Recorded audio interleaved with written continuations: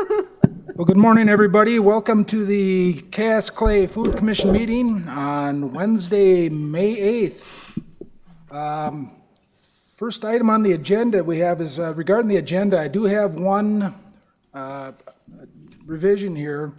Item number 5, apparently Adam is not with us this morning.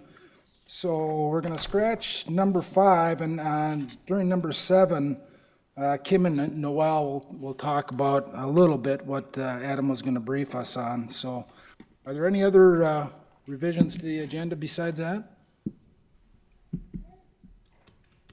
I guess hearing none, I'd entertain a motion on the agenda. I'll make a motion. A motion to approve. Do we have a second? Second. Second. Okay, all in favor signify by saying aye. Aye. Opposed, same sign. Motion carries.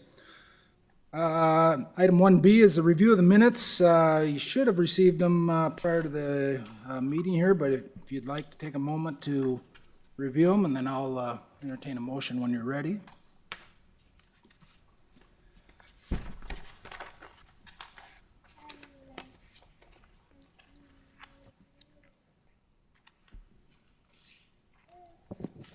Move approval. Got a motion to approve. Is there a second? Second.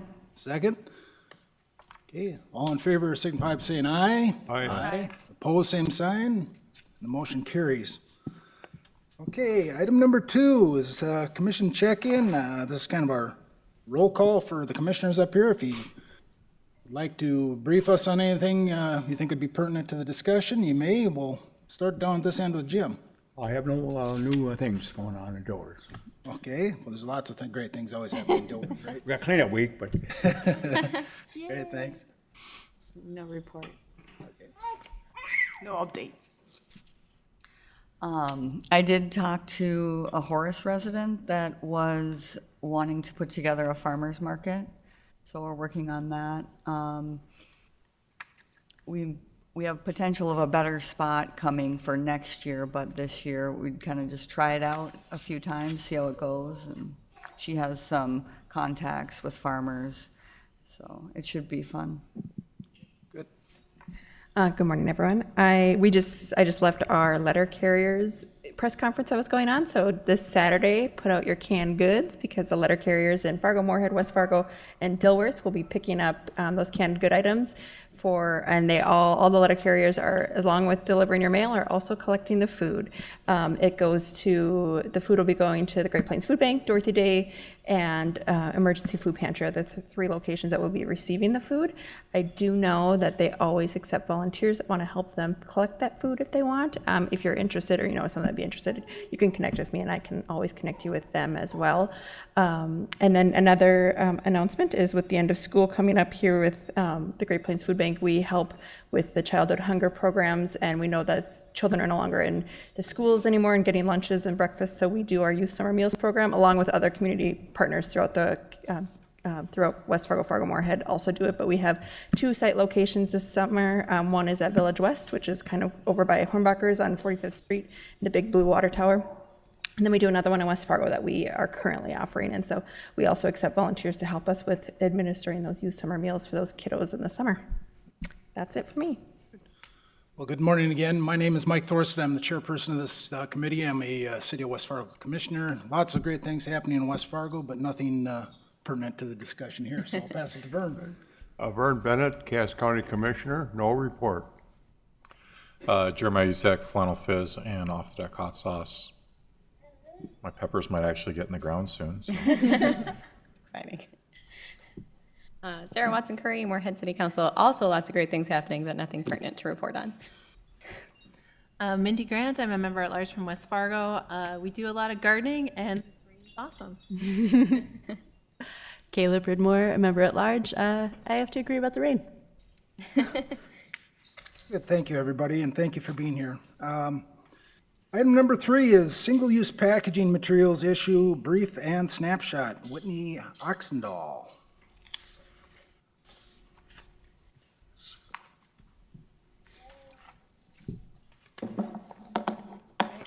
Opening the muffin for Cy to make it through this presentation. This is Cy, and I'm Whitney Oxendahl, and I'm the creator and developer of the two documents you see in front of you, the issue brief and the community snapshot. And today we are going to be talking about single-use materials. And I do have a slide. Is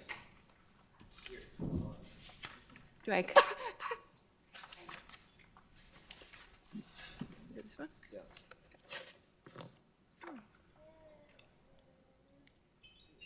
This will be just up in the background, just highlighting what single-use materials are. So these are plastics, styrofoam, and other materials designed for one use, a single use. And then they end up either in the environment, in the landfill. You might see plastic bags in trees. So a lot of people are very concerned about what's happening with these single-use materials, especially related to food, because the number one plastic pollution is food wrappers and containers. So that's why we are highlighting it here today. So these can be containers, plastic bags, plastic cups, lids, straws, and many more things. And 40% of all plastic produced is used in packaging, and most used only one time. So people have gotten really concerned. This was a hot topic in 2018, especially banning plastic straws from restaurants around the country, because people are looking at the oceans, because a lot of things end up in the ocean. You may have seen pictures of giant islands of plastic in the middle of the ocean. 8 million tons end up in the ocean each year of plastics. And so people are concerned about marine life and fish and turtles. And so that's why we want to highlight it here today. So in the issue brief, you'll see things happening around the nation and around the world with things related to plastic reduction. So in other countries, they're just like the European Union, they're striving to reduce the amount of plastic that is used all over the European Union. In California, they have banned plastic straws in a way that's an upon request law. So restaurants, sit-down restaurants can't give out plastic straws, but if people request them, then they can give one out. So that's the way they're kind of giving restaurants some leeway. Some cities have an all-out ban on plastic straws where they have to use paper or compostable plastics. So now I will move to the community snapshot to highlight what's happening in our region and in our in Fargo-Moorhead area. I just want to highlight a few that have interesting projects going on. So we have the FM Plastic Bag Task Force. They are working to educate the public on what they can do with plastic bags especially. So they have a Day Without a Bag campaign to start a conversation about using reusable bags. They highlight where you can use them at different grocery stores, where you can bring them in and get a reusable bag for free.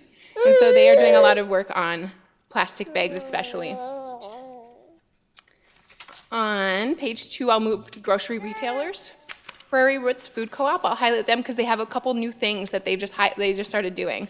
So they just went bagless, so they won't even have paper bags. They'll just have boxes at the front for people to use, and then also t-shirt tote bags that River Keepers makes. Because River Keepers saw a lot of plastic bags in the trees nearby the river, and so they started this where volunteers can make t-shirt totes to bring to some of the local grocery stores for people to use. And they also just started a Take a Jar, Leave a Jar program at their bulk site in the store at Prairie Roots. So you can bring in your in your jars, and then they'll clean and sanitize them, and then other people can take them to use. Because a lot of people have old mason jars sitting around. So they have a few new things, and then there's a lot of grocery stores that will take the plastic bags for recycling, and then Natural Grocers also is bagless. So those are some things grocery retailers are doing. Let's see, Red River Market, it tries to be a landfill-free event. You will see them on the second page as well at the bottom. They have like 7,000 to 10,000 people coming each weekend, and so they try really hard to get their vendors to use browns so that they can be compostable. But one thing they're missing is they don't have enough places to put all the compostable things at the end. So a commercial composting facility, especially a high heat one to break down those compostables, would be a resource that would be very good for them in the future if we ever move in that direction. Let's see. One cool thing with the colleges, Concordia and MSUM has a Green to Go box program. So if you get a washable, reusable to-go container, you can put down a deposit and students can take that back with them and take their leftovers and then bring that back and they'll clean it and give them a new box. So that's a really cool program that I didn't know about before researching this, that both of those campuses do.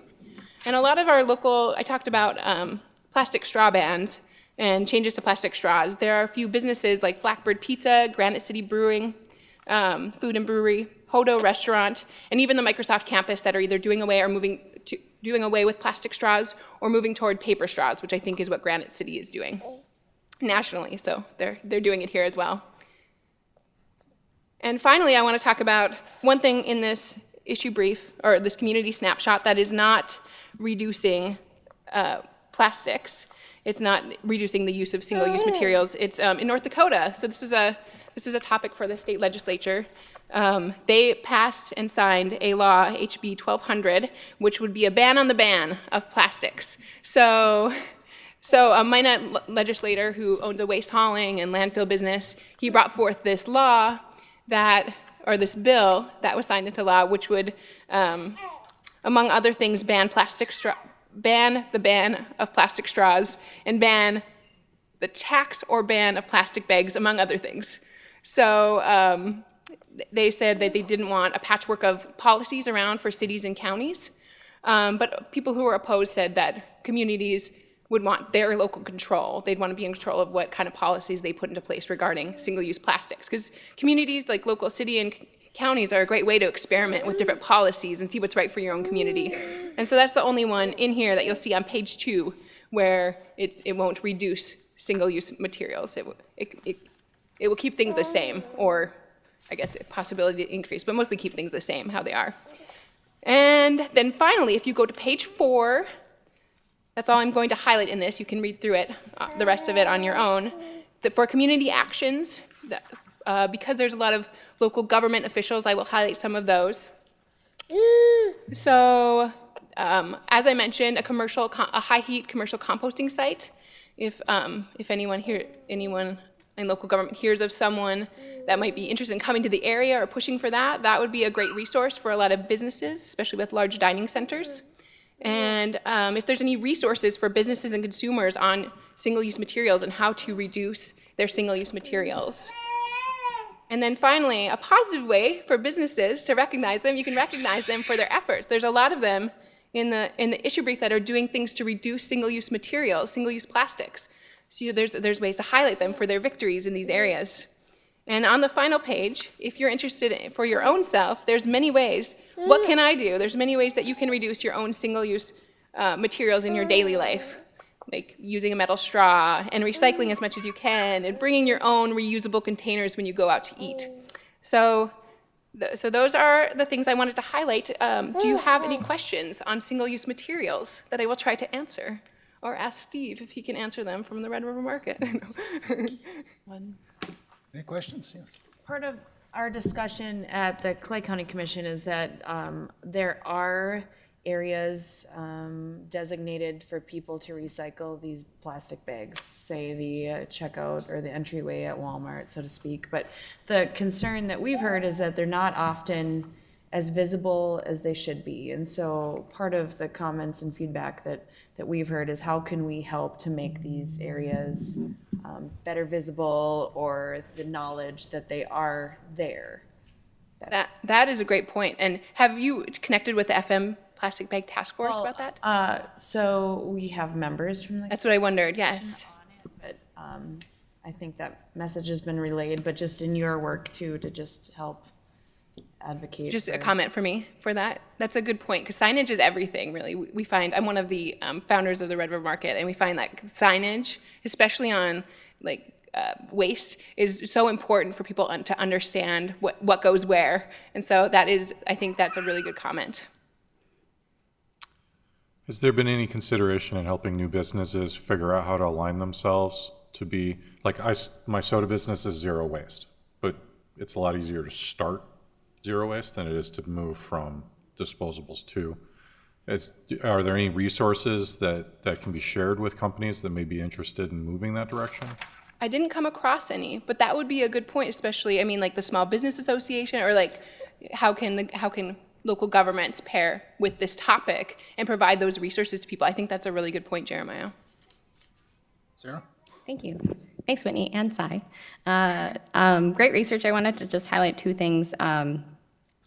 So I've been involved with the Plastic bag task force a little bit, and the big thing in education is with the single-use plastic bags is that they can be recycled, but with the wave and transition to single-sort recycling, they can't go into our single-sort bin. So I feel like go on a mountaintop and tell everyone that you can recycle your plastic bags, but they have to be source separated. So to echo on Commissioner Manjo's comment, there are lots of locations to drop them off, but they aren't always visible because they want them to sort of blend in with their entrance or other things too. So it would be great to see a more unified look so people know it's a certain color or it's always in a certain location. But please let people know they can be recycled. Do not put them in your recycling bin. They cause a lot of potential damage to the machinery that sorts them, and a lot of lost time in that. And then just with that comment too is the hierarchy of waste. So in solid waste, we always talk about the hierarchy of waste, which is reduce, reuse, recycle. And recycling's great, but of course, just eliminating having that in our waste stream is really important. And then just one question on your research too. Were you able to connect with Minn Kota or our local recyclers? I didn't, no. Okay. I just, What would you like added to this? Because I can update this. well, I just, looking at the different businesses and organizations that are making strides is really awesome and encouraging, but it's always good to make sure that there's correct education that's given. I was at an event this weekend too where they were putting things in composting and recycling, and a lot of times when there's people engaging folks in those opportunities, they're already active recyclers and we just don't want them to have bad habits. So there's, some of these smaller pieces don't end up, the way we process our waste, they don't actually end up being recycled, which is not what people want to hear, but I think it is important to have an honest look at that so they're giving good information and it's not trickling into a larger change in behavior in our community. So all for education and helping with the culture change of reducing that. But yeah, I would just make sure to talk to Minn Kota, as all our recyclers generally end up in those channels. Okay. So would you like me to add Minn Kota and the other recyclers to the education portion of this community? I think it'd be worthwhile. Okay, great. I was focused on this is focused on food, so I didn't think in that direction, but that is a very good point, and I will contact them and add that to that section. Okay. I have a great contact for you too. Okay, perfect. Thanks, Winnie.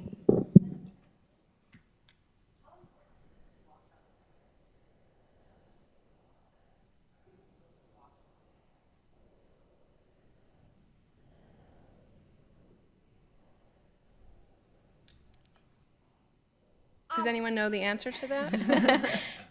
Steve? Please step up so everyone can hear the comments, I guess. Steve French with the Red River Market. Kind of got started there working on the zero waste initiative that we do there. So I think you're right, it's mostly education, right? To that direct point, yes, wash it out. Because when you go see it, they just have large sorting lines. And so they put it through, and if it's dirty, they'll throw it out. The kind of disheartening part that we learned was that most of the time it gets thrown out, right? So because they run it as a business, if they can't use it as a sellable commodity, they just put it back in they just put it back in a landfill. So yeah, we've been kind of thinking about it at the market, how do we make it more just sensible streams? For example, pretty much only throw away the plastic lids and straws. If we can sort with our vendors to use just 1s, 3s, and 5s from Minn Kota, or that's what they'll take. So go that route, and then just browns.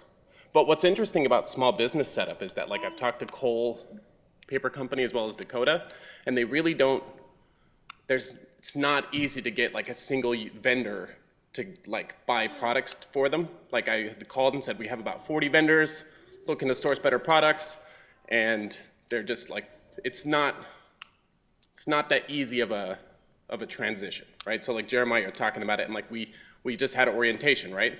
And to make that leap to get someone in touch with a supplier that way, it's just not as seamless as you might think for a local one. So lots on education.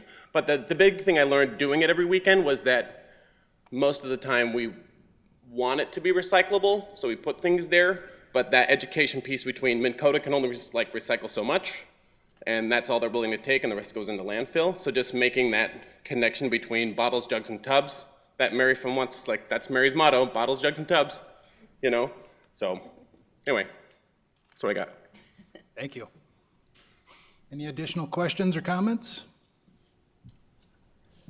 There's a comment. Abby? I'm Abby Gold, steering committee member. So, sorry, Whitney, I didn't talk to you about this, but it just came to my mind about what Jeremiah said about building that into his business right from the start. This zero waste, business that you have is probably not something that a lot of people do when they start their businesses. They don't even think in that direction. So I had the opportunity in Minneapolis a while back to go to a restaurant that's on Lake Harriet in Minneapolis, or Lake Nokomis. And from the very start, their business too was started as like a zero waste business. So my point is, building a business plan that includes this kind of strategy is really important.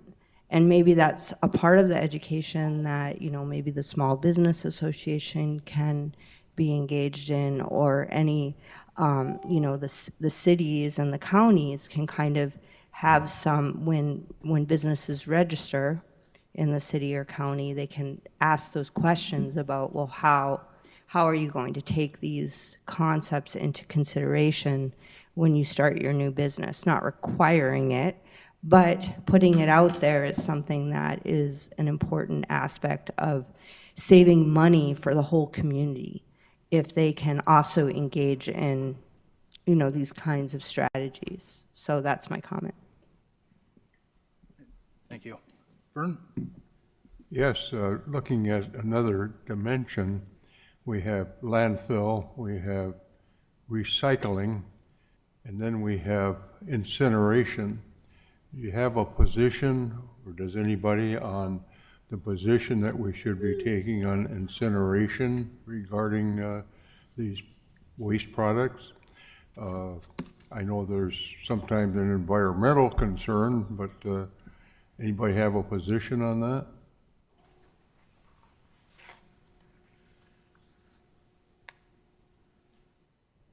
What you said is correct. There is that environmental concern of when it's incinerated, what pollutants are coming out into the air. So it's an air quality issue.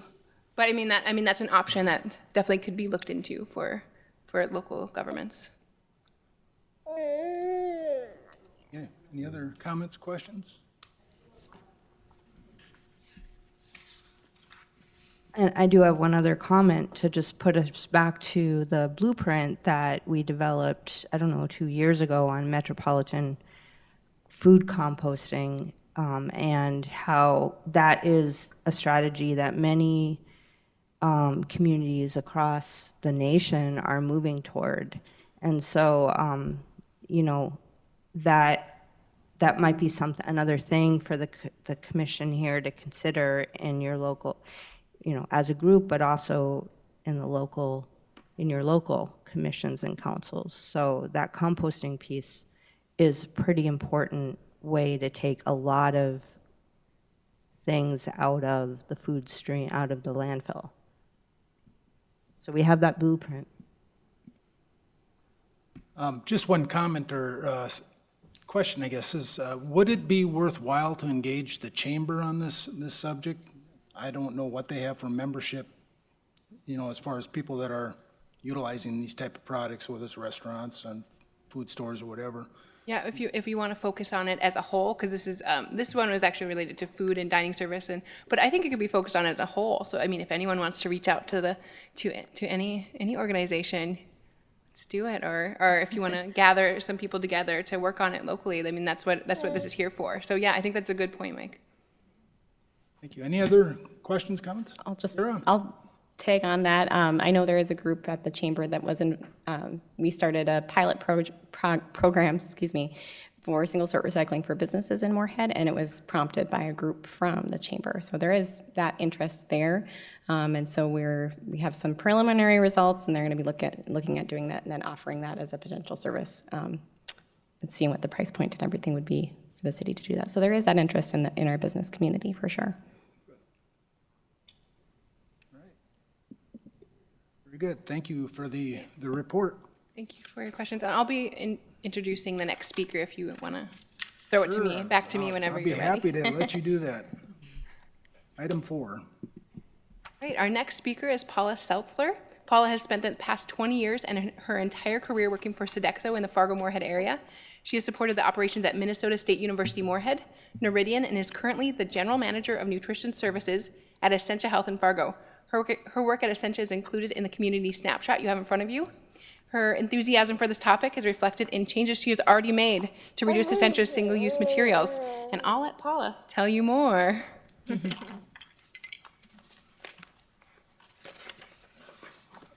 Here. It must be right here.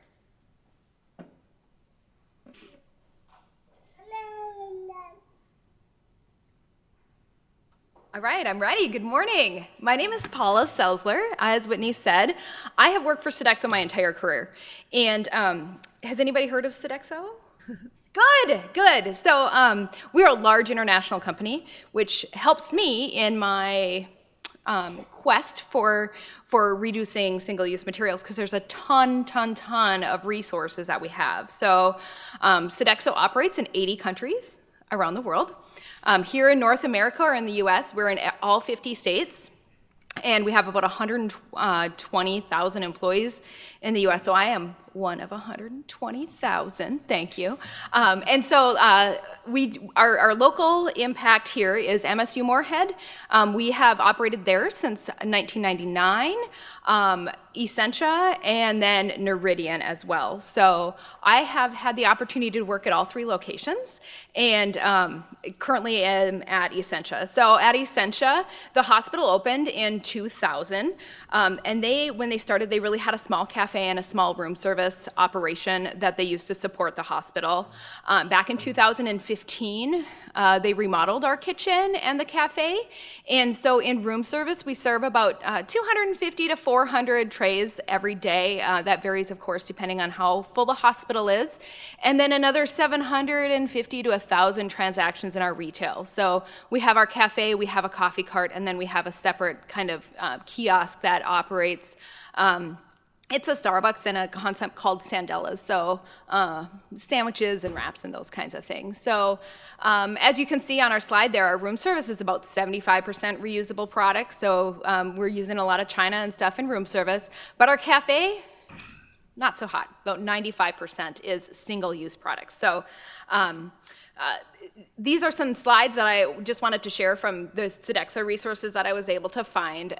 You know, it's really discouraging, the stats that we find about plastics in the ocean, and we might live in North Dakota, but it's going to affect us too, right? Like, we don't live by the ocean, but just the amount of plastic and waste, and you know, our family enjoys a vacation on a beach most years, and it's, you know, we were in Jamaica, and there was a toilet seat floating toward us, so that was, you know, yeah. So Sodexo has a global commitment for 2025. They call it their Better Tomorrow plan, and the commitment is to train their employees fully to reduce carbon emission and work on food waste targets too. So in North America specifically, in 2019, short term, to reduce single plastic takeout bags and plastic stirrers by the end of 2019, and to reduce straw use by adopting the by request policy. So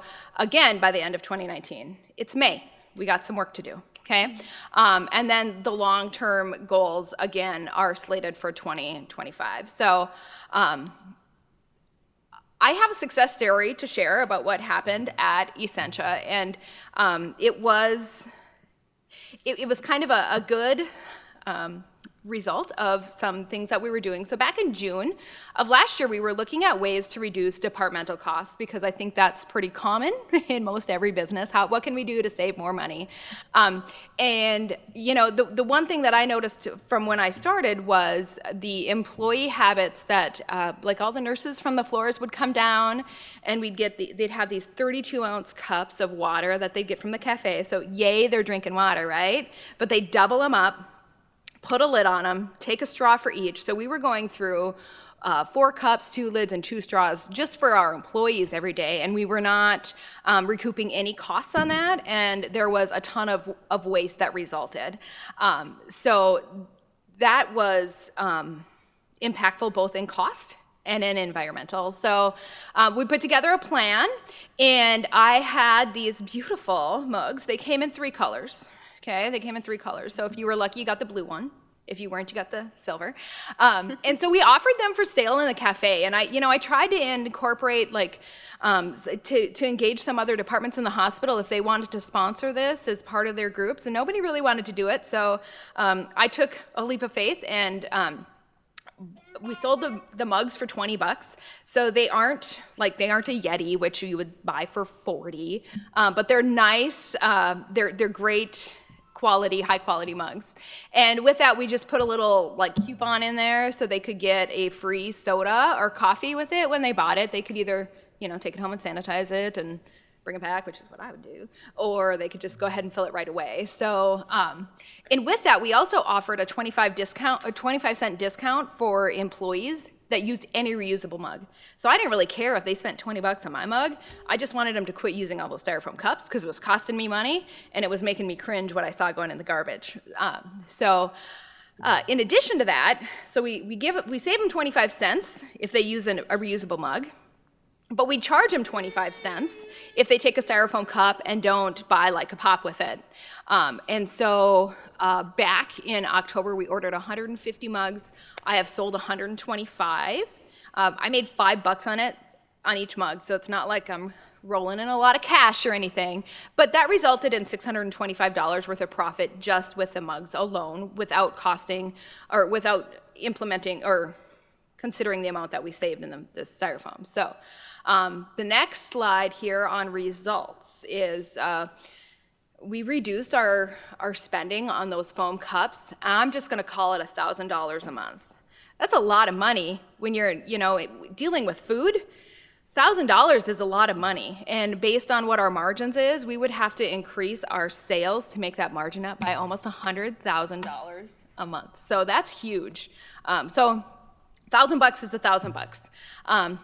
I started charging for those styrofoam cups. I make $75 a month on that too. So regained a little bit of money. That pays for a case of styrofoam cups, $75. So over the course of 3 months, we saved 23,000 cups, which is a lot. So we did a quick little math and we measured them out. If we, laid them end to end and went from the hospital to Shields, like we were flying like a crow, that's how much we saved in 3 months. That's a lot of cups. And it didn't cost us money, it saved us money. We're doing better things for the environment, and there's some real impact there that came. And it started out as saving money, but I think that we made more gains in other areas. So that's been super cool. So my future plans then is I need to get on to Sodexo's short-term goals for 2019, reducing straw use. So of course, we can't completely eliminate straws in the hospital because of, certain people need cares and stuff, but we're gonna implement that straw by request in both our room service and in the cafe. I also am putting together a plan right now to look at what we can do in the cafe, because we're doing about 95% right now that is single use. And so just some simple little math there, like if somebody comes in and buys a plate with a lid, that costs me 25 cents. That's my cost just for the disposable, and it doesn't count anything else. And a reusable plate costs $5.15 is what it's going to cost me. So my clients asked me to put together some information and see how long it would take for us to get returned. So that is certainly something that we're going to be looking at. And then also when we go to the reusable plates, the silverware also is super interesting. So if we reuse a fork 5 times, we are going to pay for that. That's the same cost as 5 disposable forks. So that is, it doesn't take long to make your money up on that disposable fork. So those are some things that we want to do in the very near future by the end of 2019. So, things that I'd be interested in seeing in the community, not only as somebody that supports a business, but as a taxpayer and a resident also, just other options for proper disposal of compostable items. So, when I worked at Noridian or Blue Cross, we looked at do we switch to compostable materials and those kinds of things? Well, it seemed kind of silly to do that when, they're just going in the garbage anyway.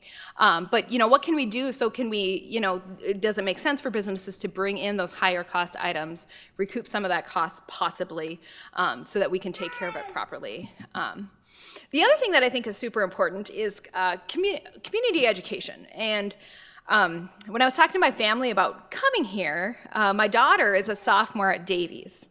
And you may have heard that Davies recently implemented reusable forks. So who remembers how many disposable forks Davies can buy before they pay for one fork? 5, thank you. Good. See, they're listening.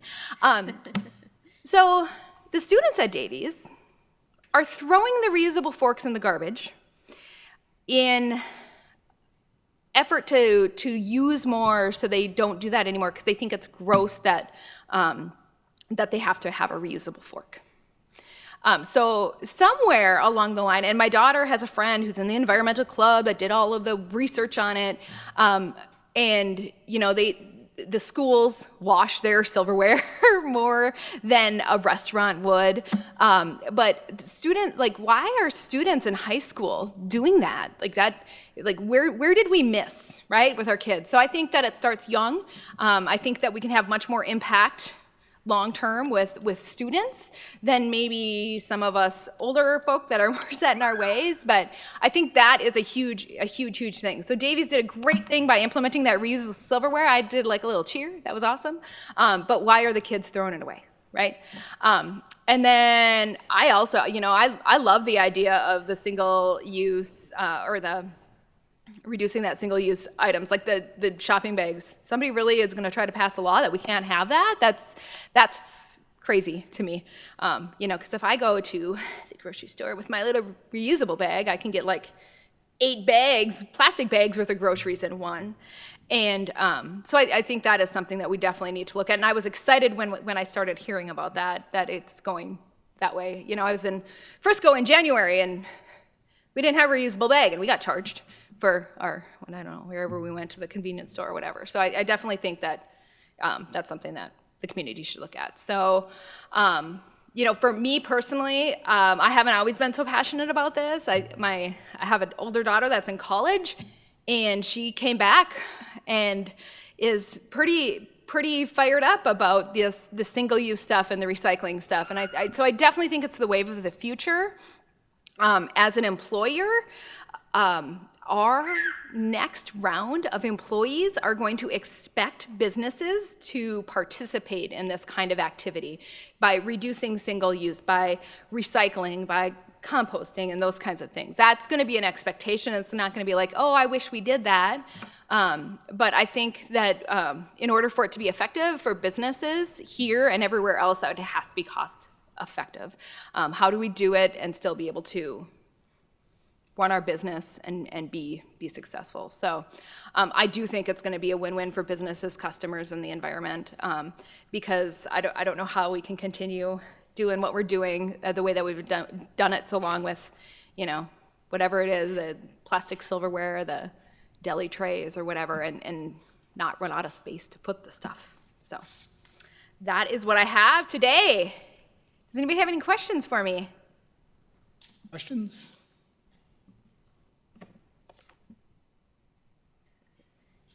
I guess not. I'm off the hook, thank you.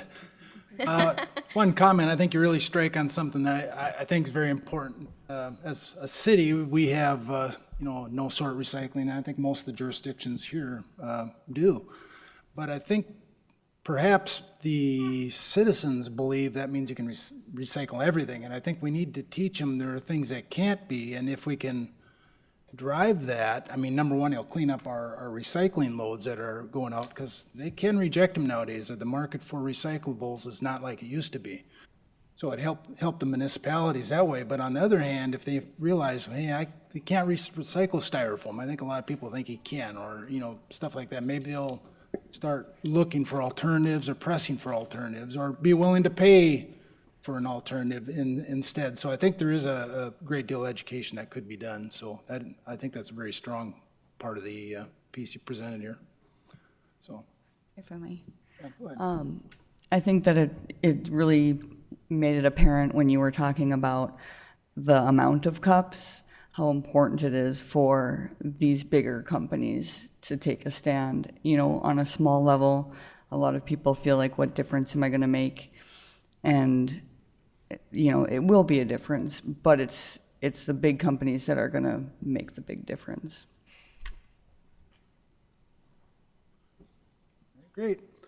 Thank you for your presentation. As we mentioned, item 5 was scratched from the original agenda. Item 6 is a social network analysis. Looks like we have Bob Birch, NDSU Extension graduate student.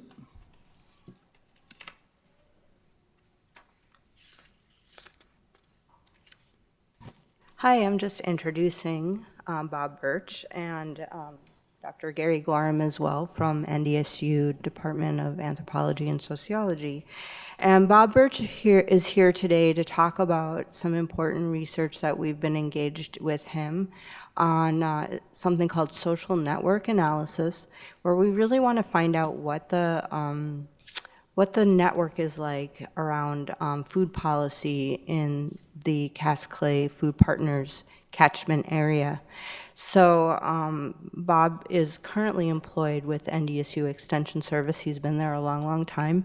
I've known him for a while, and he's been very, very thoughtful and intentional about the research that he's going to explain to you. So I'll let him take it away. Thank you.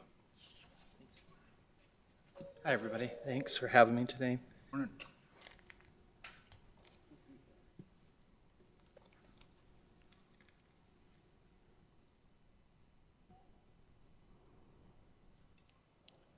So as Abby mentioned, we are undertaking this research project on social network analysis of food policy in Cass and Clay counties. Dr. Gorham and I, with help from Abby Gold, Kim Lepetsky, and Noelle Harden, have put together a survey. We'll talk more about that later. You've got it with your packets, of decision makers in Cass and Clay County to find out how they are interacting with each other around food policy. The reason that we're doing this, the reason that we're interested in it is Dr. Gorham and I are both interested in social network analysis as a tool to measure relationships between people in communities, and we're interested in how those relationships drive change in those communities. So those relationships we think of as social capital in a community. Just like we think of our financial capital or our built capital, the relationships between people are capital for us. They have value, and they have the potential to drive change.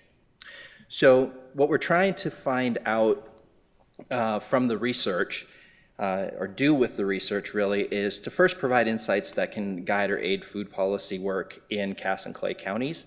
It's important to us that our research is not just to build knowledge, which is great, but also to help the communities that we're working with. We want to understand how those interactions between decision makers influence food policy, and we want to visualize that network that Abby talked about, how everybody is connected. So I've been doing this work around social network analysis for about 5 years now. This is a network map that we created for the Military Families Learning Network, which is a nationwide educational network that serves military family service providers. And so this is the kind of thing that we're trying to create. So it sort of looks like maybe somebody spilled uncooked spaghetti on the floor, but it has a purpose. So the blue squares that you see there, those are people, right? And people are important in driving change. The lines that you see between them, those are the relationships between those people. So we know how those people are connected. And again, when people connect with each other, they are more able to create change. And the colors of those lines that you see on there, those indicate the strength of those relationships. So we're looking at those three things. Who are the people that influence food policy in Cass and Clay counties? What are their relationships or interactions around food policy? And what are the strength or variance of those interactions? So we can learn a lot of things from this. Obviously, we learn, who's out there. We also learn how they're connected. But we learn other things like who can be a bridge. So if we look at this map, over on the right-hand side, you'll see three names, Jowers, Allen, and Chapman Novakovsky. Allen in this little triad is a bridge. She's a bridge between Jowers and Chapman Novakovsky because they're not connected. So when we see that on a map, that can influence like how we go about communication within a network or how we try and get things done within a network, because we know in this map we can use Allen to mediate that relationship or even to connect those two people to each other directly so that they can interact with one another toward whatever change we're seeking. The other thing that we can learn from this is who is on the edges. The edges of a network are important because usually the people that are less connected are connected to other people, because we all have our own networks that are not so tightly connected within the network, and they bring new information and ideas into the network. So in this network, you can kind of see the people who are less connected and sort of at the edges there, like Buchko and Tidball and Garbo and those people. So we know that those people are bringing in new information into the network at a higher pace. And the third thing that we will look at in this particular map is density. This is a very dense network. This is a network that's been together for about 7 years, working together on projects. Other network maps probably wouldn't be as dense, and that would be just something that we would look at is how many connections are there, how tightly are they connected. In this particular project, we'll also have people segmented into groups for each of your main roles. So it'll be interesting to see how are the city councils and commissions connected, right? How are the county and city councils and commissions connected? How are they connected to this commission or to the steering committee? So that's what we're setting out to do, is create something like this, do an analysis and a report that will help us understand better how decision makers are connected towards food policy. So I'm here today to ask for your help. The first thing I would like the commissioners to do is to complete the survey. You have the survey with a self-addressed stamped envelope. That survey also on the front page that explains the survey and your rights as a participant has a URL if you'd prefer to take it online. If you do take it online, you can feel free to pass this along to somebody else on the other councils and commissions that you serve on. The way that we get to this map, this kind of map, is to have 100% response rate, so we know how everybody is connected to each other. So that's our goal and our challenge, and we'd really appreciate any help that you can provide in that. So encouraging your colleagues who are on the list to complete the survey. If you would like to take extra print surveys, we have a few here with addressed stamped envelopes that you can take to your colleagues if you'd like to help us distribute that. And then finally, if you have any questions or concerns, you can contact me. My email's up there, or I could take your questions now. Any questions? Yes. Well, this is great. Thank you so much. I'm also a PhD student at NDSU. The surveys being collected with just the commission, people on the Cass Clay Food Commission, or is that also being collected with people in the community? It is being collected with what we consider sort of our leaders in food policy. So there's 68 names. Everybody on the commission is on there. Everyone on each of the city council / commissions is on there. Everyone on all the county commissions are on there. And the steering committee is on there. So that ended up to be a total of 68 people. Am I missing a group? Oh, and city planners and community developers. Oh, and city administrators are on there as well, you'll notice. Okay, so this survey is only limited within people that are in policy that can influence policy, right? Right, and that was our research team, that was part of what the steering committee wanted in order to sort of drive their agenda forward. So that was part of, as researchers, sort of our way of making sure we're doing what the food system needs in Cass and Clay County, or at least what the steering committee feels they need. Okay, so would there be any point where you would be interested in looking at how the community is engaged with the policymakers? Yeah, I mean, I would be really interested in that, and we had some discussions about starting there. It's a pretty serious undertaking to get the kind of response rate that we need to build that kind of map. But they can be really interesting. I know Noelle has done some work on that in Minnesota through U of M Extension. And yeah, I think that would be great, and I think it would be great for food systems in Cass and Clay County. I'll be interested in that one as well. This is great, thank you. Yep. I'd just like to add that at the end of the survey, there is an option, I probably don't need this, but. At the end of the survey, there's an option to add additional people to the list who you see are influential in our community with food policy. So you can add names beyond the initial 68 who are on there.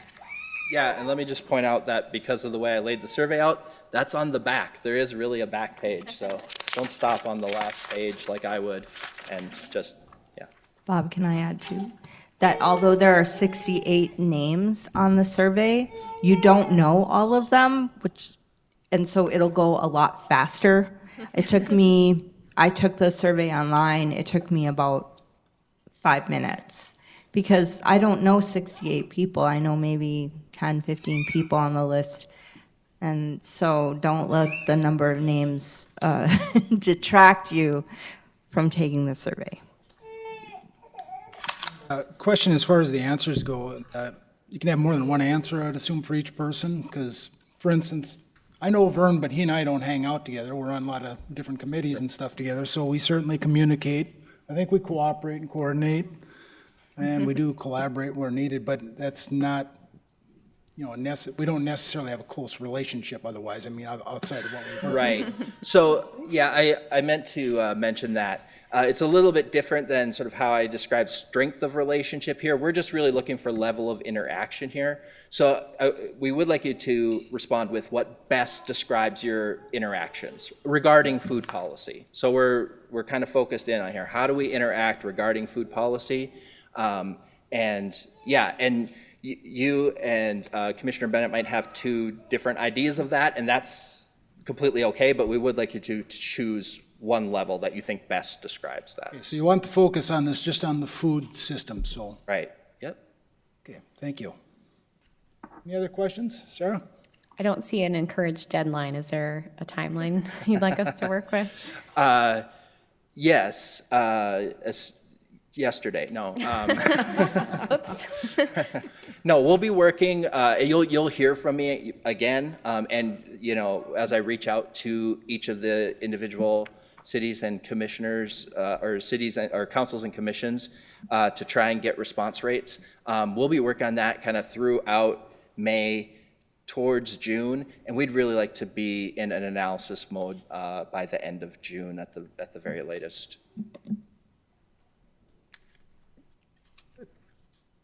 Any other questions or comments?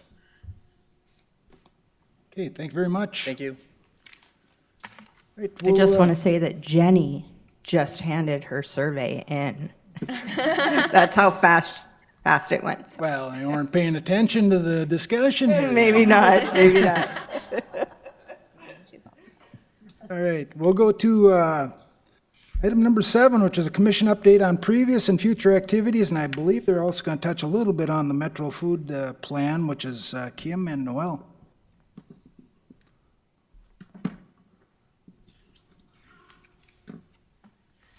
All right, morning, everyone.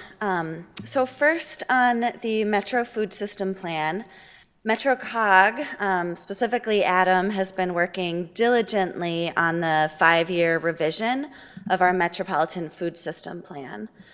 And he unfortunately had a family emergency and could not be here. He was going to share just a few of the general information that will be included in the plan. But that we do not have that for you this morning. But Kim and I wanted you to know that we will be scheduling meetings with all of the jurisdictions this summer, along with MetroCog. And the purpose of those meetings will be to provide an update about the Metropolitan Food System Plan.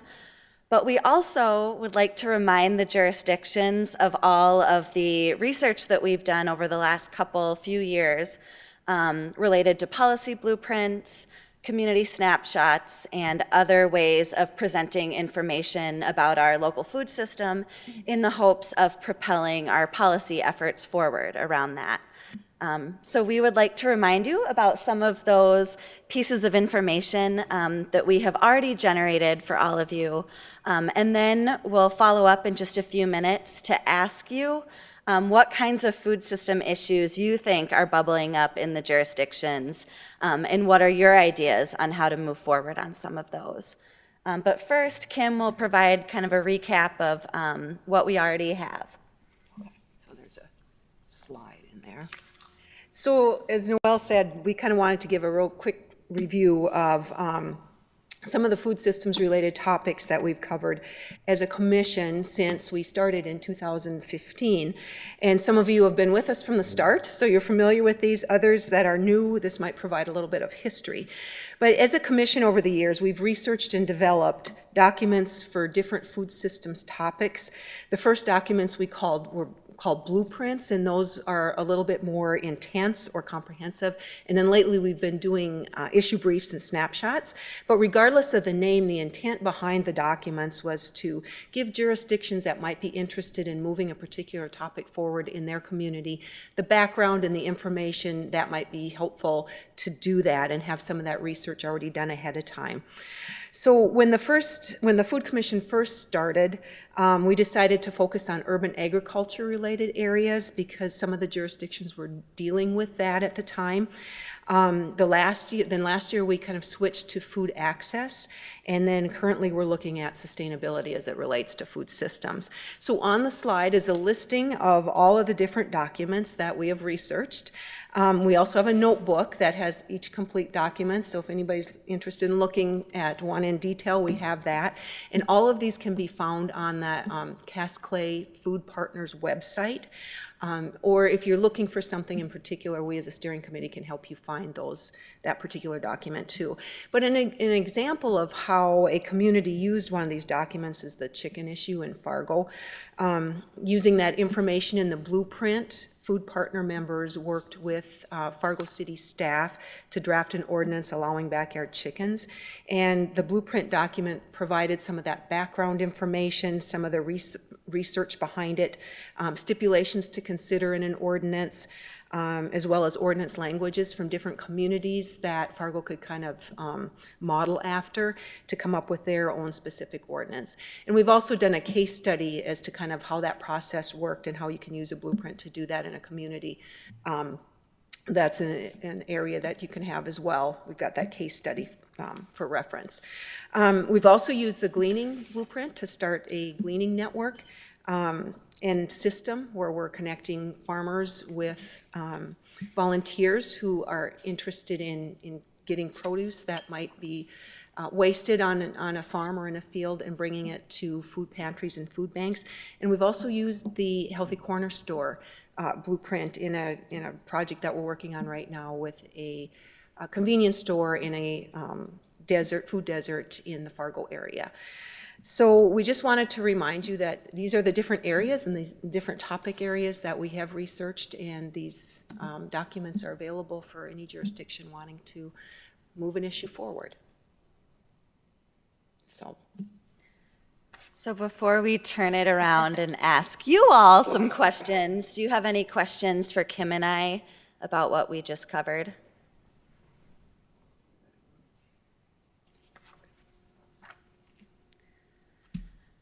All right. Well, then, as I mentioned already, we are eager to prepare for our presentations and conversations with the jurisdictions this summer. And we also know that there are some food policy issues that are bubbling up in the communities. So we would love to hear from commission members, the public, the steering committee, what kinds of issues related to food policy are currently on your radar right now? I ask a question first.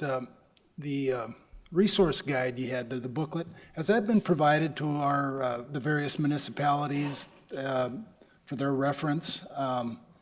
It's great it's on the website, but that requires effort to go there and get it. So I think that would be, if you haven't, when you do your presentations this coming summers, make sure that those are given out. And a secondary comment to that, I know West Fargo just created their long-range plan here about a year ago. Some of the topics you've covered within this resource guide was within that report. And I don't know, I believe some of the municipalities here are looking at that or in the process of that, and I think it would be an important resource to get to whomever they've engaged for their long-range planning. I know you've mentioned this before, to get these out. So I think when we do come, I think that's a great idea. We could bring copies to whoever wants it. We've also been talking about maybe getting them out to some of the city planners so they at least know the topic areas and some of the research that's been done in those areas. So yeah, that would be where I would recommend, at least in West Fargo, is get it to our city planning department so they have that as a resource guide. So if someone comes in and asking about one of these subjects, they have something they can fall back on. Okay. Okay.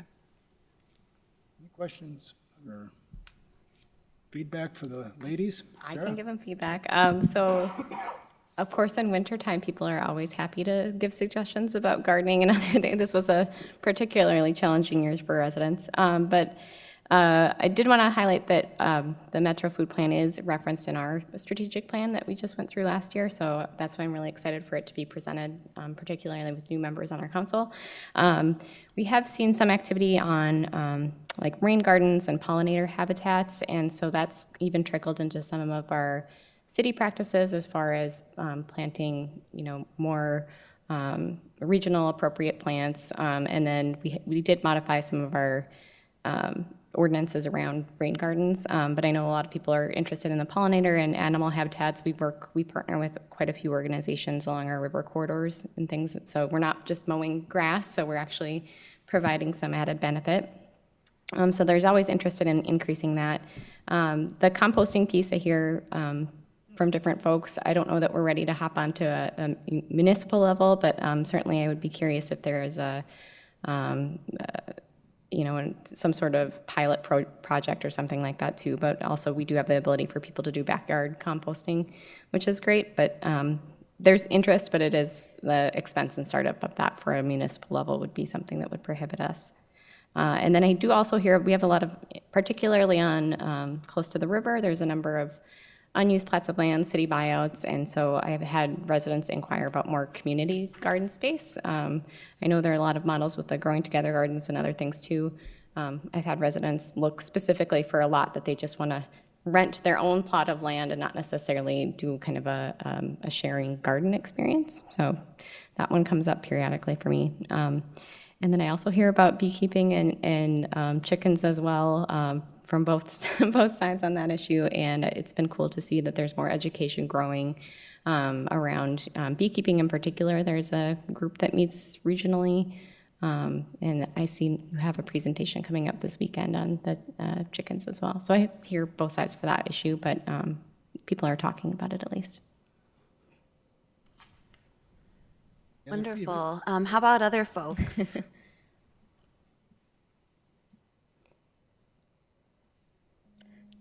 Someone in the audience that'd like to speak?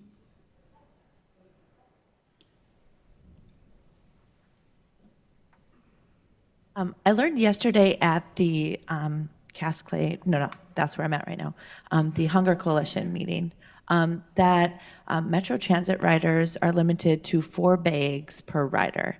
And I was wondering, that's the first that I had heard of that. And particularly a lot of the clients I work with have transportation barriers that use public transportation, but none of them have yet mentioned it to me until I started asking if that was a real thing, and they just assume everybody knows that.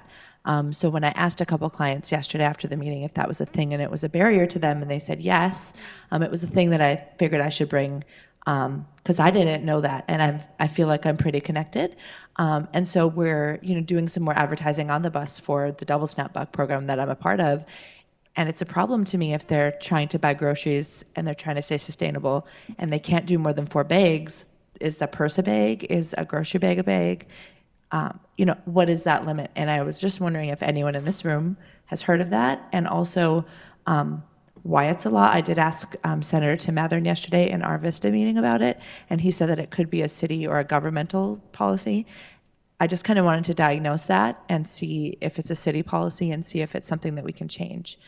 I was floored by that.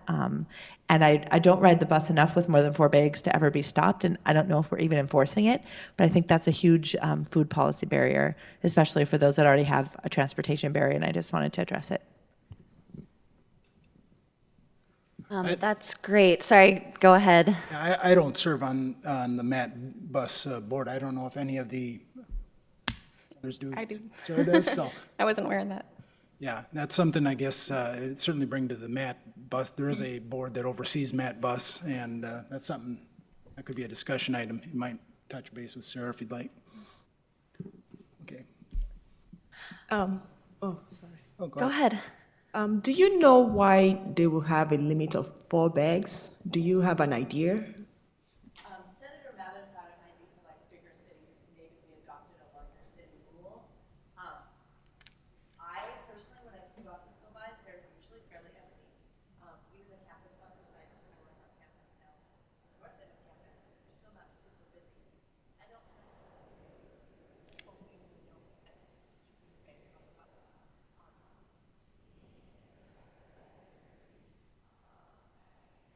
If I were kind of trying to solve a problem for the thing, I don't know why. I would just see it being as more of a hindrance than a help. I think I would guess it's physical space. but it's something to hear in that Same thing for stroller too, I think, as far as figuring out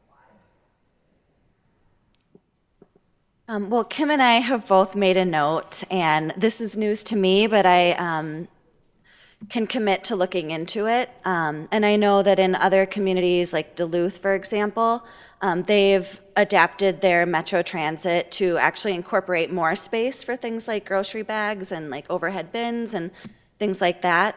So this is a really important issue in the context of hunger and food access. So we will commit to looking into it more. And I know that our time is running out here, but I just want to thank you all for sharing your ideas. And please do not hesitate to get in touch with Kim and I or any members of the steering committee. If there are particular issues like Barb raised that you would like us to look into, or if you think that there are other ways that we can serve as a resource to your organizations or to your jurisdictions that you serve. So anything to add, Kim? That's good. We'll see you this summer. Thanks. Thank you. Okay, we're up to the public comment part of the agenda. And is there anyone in the public here that'd like to speak on any topic related? If so, please step to the lectern if you would. And again, state your name for the record, please. Good morning. I'm Barb Villela. I am coming to you with the Prairie Ritz Community Fund. That was part of my comment actually today, so we already took care of that. I'm here to just give a little update on what we've been up to. Our spring garden has been tilled. Composting has or will be coming in soon to start that work. Wednesday nights and Saturday mornings are the days that we'll be working on that garden. As far as exactly when, we're still kind of figuring out the soil right now, so more to come on that.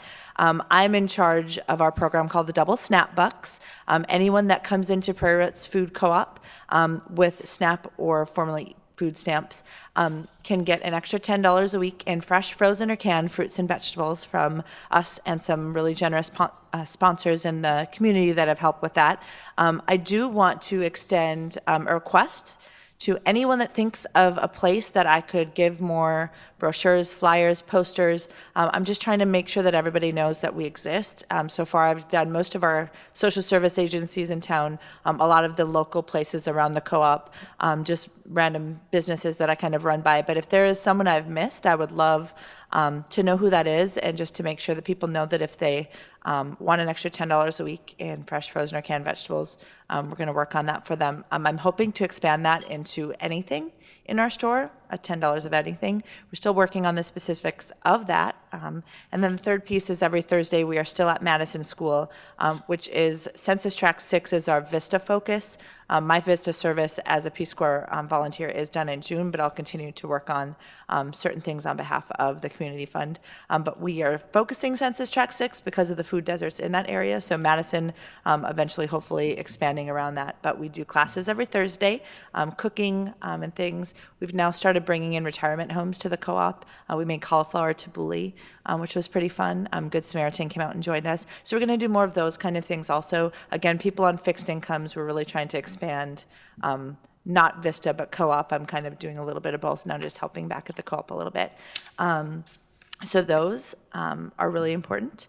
And also, if I take off my community fund hat and put on just a public service hat, I've actually been talking with producers of the market at West Acres, which has their own farmers market on Thursday, Friday, and Saturdays, or Tuesday, Thursday, Saturdays.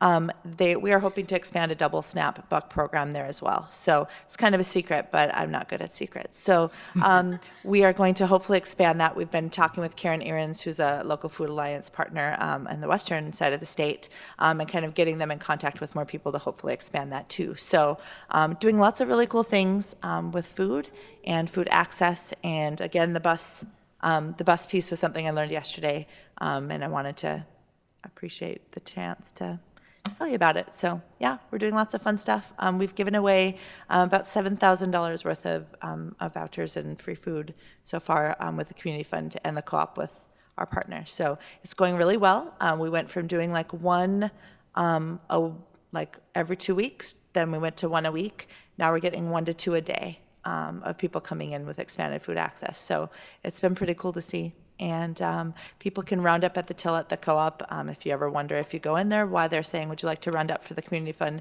That's what that's going towards. And that's been going really well also. And people now will just be like, round up before we even ask. So it's pretty fun. Thanks. Good. Oh, I brought coupons. There's coupons on that back table. Feel free to take one. Thank you. Any other comments from the public or even the consultants, the experts sitting over here on the side? Well, seeing no more, I guess we'll. I have something, sorry. Oh, here she comes. All right, Abby. Or Noelle, I mean. Sorry.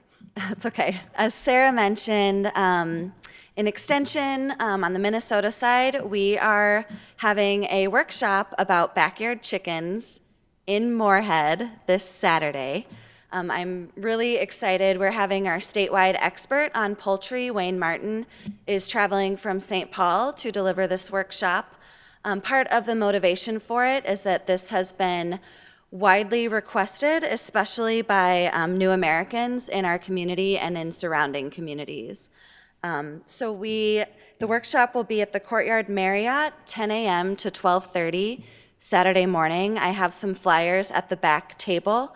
And we will be including a discussion of the existing policies in Moorhead and the surrounding communities, as well as some information on how people can be engaged in the policy influencing or changing process as well. So a very comprehensive workshop about chickens. Please help us spread the word and let me know if you have any questions. Thanks a lot. Thank you. Any other comments? All right, move on here then to number 9, which is the Commission Steering Committee Roundtable, which I guess I'll just ask if anyone has any comments they'd like to state before we move on. Sounds pretty quiet. So we'll move on to number 10. It says here the next First Fridays is May 10th. Anyone got time and place on that again? It's at Theater B again, Theater B, in 8 a.m., I believe. 8 a.m. Okay, and I noticed, I think online today, at the Red River Market's gonna be moving to the Forum for a couple year run here. Forum parking lot, so sounds like they're gonna be reconstructing or doing something with the Goodyear property, so. Yeah, the Goodyear property is going to be turned into a parking ramp, and that construction's starting soon. Okay, so it sounds like the Forum's taking that on in their parking lot for, at least it said, the next couple years. It will. Yeah, I believe the long-term intention is to move it to the plaza at the new Block 9 building when that's done. Okay, good. And we're gonna give you the summer off, except for Kim and Noel. They gotta work this summer on these topics. But the next meeting looks like is September 11th. So is there any other things to note? Guess seeing none, I'd ask for a motion to adjourn. I'll make one. I guess they want us out of here. Okay, we got a motion.